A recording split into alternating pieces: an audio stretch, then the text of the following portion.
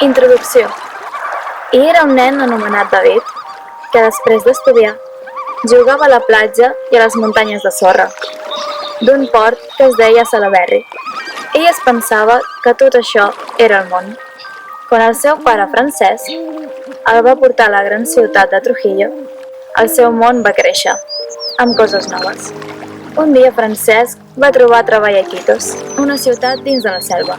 Després de viatjar en avió, sentint com la calor li pujava dels peus al cap, va arribar amb els seus 6 germans a un espai fascinant, on la pluja i el sol acaricien la teva pell, on convius amb els animals, on les plantes i arbres et donen els seus fruits i medicines, on el riu Amazones fica els seus rierols fins al cor de la selva.